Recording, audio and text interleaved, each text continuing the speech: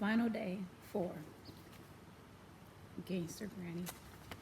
Postscript. Christmas is a special time of year, said the Queen.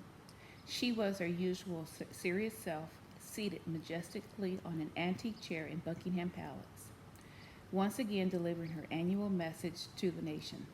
Mom, Dad, and Ben had just finished their Christmas lunch and were slumped together on the sofa with mugs of tea watching the Queen on TV as they did every year.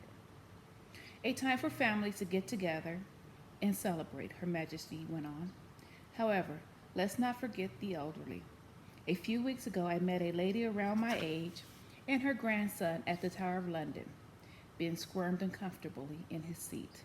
He glanced at his parents, but they were watching the TV, oblivious. It made me think how the young need to show a little more kindness to the elderly. If you are a young person watching this, perhaps give up your seat for an elderly person on the bus or help them carry their shopping. Share a game of Scrabble with us. Why not bring us a nice bag of Murray mints once in a while? We old folks do love a nice chomp on a mint. And most of all, young people of this country, I want you to remember this. We old people are certainly not boring.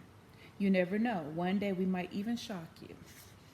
Then, with a mischievous grin, the Queen lifted up her skirt to the entire country and flashed her Union Jack knickers.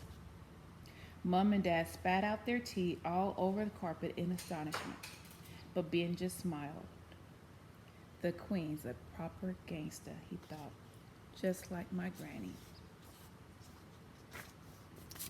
I really like that message at the end. You know, too often we look over the elderly, and right now, you know, we're doing our part